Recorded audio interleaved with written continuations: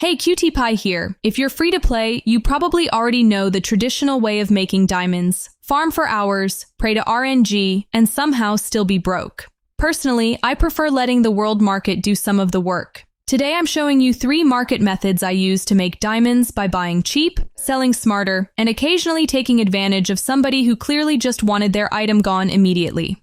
I usually check the market during quieter hours, when a lot of players are asleep, or just before the server gets busy again. That's when some of the more interesting listings tend to appear. We're going through credit card crafting, normal market flipping, and one-party dungeon trick based around the weekly reset. One important thing before we start, every price you see is from my server. Your market might look completely different, so please don't see 4 diamonds and immediately spend your entire life savings. Learn the method, check your own prices, remember the market tax, and then we can make some diamonds. Alright, method 1, credit cards. The idea is pretty simple. We buy 50k credit cards when they're cheap, combine 10 of them into one 500k credit card, and then sell the bigger card back on the world market. On my server, I usually start paying attention when 50k cards are around 4 diamonds or below, and before somebody pauses the video and spends their entire diamond balance, that is my server. Your prices can be completely different. The calculation is what matters. Take the price of one 50k card, multiply it by 10, and compare that total cost with what a 500k card realistically sells for on your server after tax.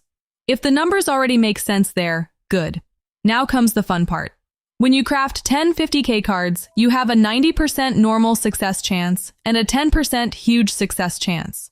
Normal success gives you one 500k card. Huge success gives you 2. So yes, sometimes the game randomly decides it likes you and doubles your result. But huge success is a bonus, not part of the business plan. If your entire strategy only makes money when 10% RNG saves you, congratulations! You haven't found a market strategy, you found gambling. The normal craft should already make sense. What I do is buy the smaller cards when I find them cheap, craft them into the larger version, and then list the 500k card on the world market. The bigger card is also easier to deal with. Instead of trying to sell a pile of smaller credit cards, you have one higher value item that's much cleaner to list. And one important thing, don't calculate your profit from the price you listed it for. Listed does not mean sold. Check your payment history and look at what actually came back after tax. That's the number that matters. So method 1 is basically this. Buy the small cards with enough margin, make sure the normal craft already works, and treat huge success like a nice little gift from RNG. If it happens, we take those. Method 2 is the classic one. Buy cheap, sell higher. Revolutionary stuff, I know, but the important part isn't understanding the concept. It's knowing what is actually cheap, and you absolutely do not need to memorize the price of every item in RF Online next.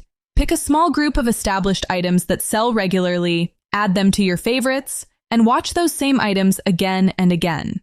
After a while, you start recognizing their normal range without even thinking about it. Then when somebody suddenly lists one way below the usual price, it sticks out immediately.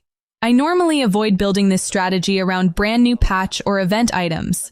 Those prices can be completely drunk for the first few days. Everybody wants the new thing, nobody knows the real value, and today's bargain can be tomorrow's garbage. Established items are much easier to understand. I also like checking my favorites during quieter server hours. A lot of players are asleep, fewer people are watching the market, and occasionally somebody just wants their item sold immediately. That's exactly the kind of listing we're looking for. But don't compare one cheap listing with one ridiculously expensive listing and decide you discovered free money. Look at several current listings. Check transaction history when you can.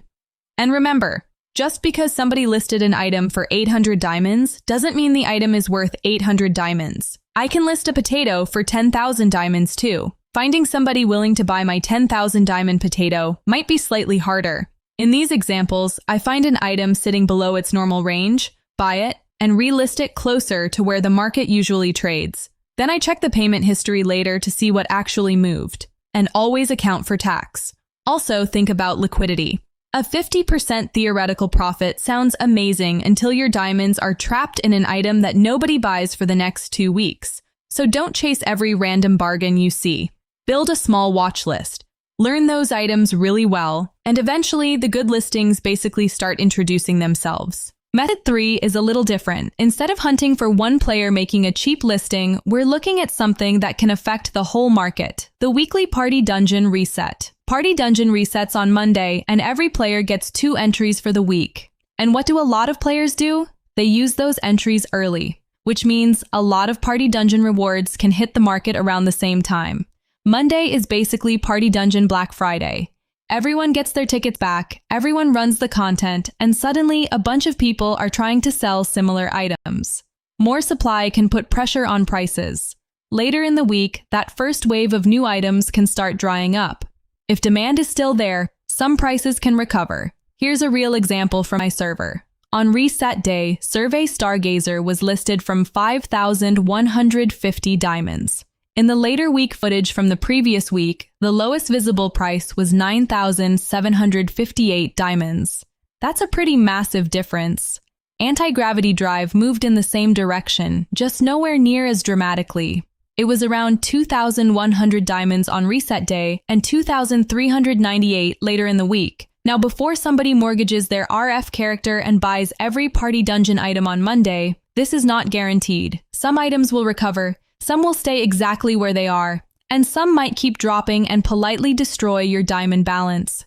The important part is understanding why reset day can create opportunities. You get a predictable wave of new supply entering the market. So instead of randomly guessing when something is cheap, start tracking a few Party Dungeon items around reset day and compare them again later in the week. Take screenshots, write down the prices, learn which items actually have demand. And if you find something where the spread still makes sense after tax, that's when it becomes interesting. This footage is a market comparison, by the way. I'm not pretending I personally completed some giant profitable Party Dungeon flip here. The point is the market cycle and knowing when to start looking. And that's it. 3 ways to make the market work a little harder for you. Credit cards for crafting value, normal flips when somebody undercuts too hard, and Party Dungeon items around the weekly reset.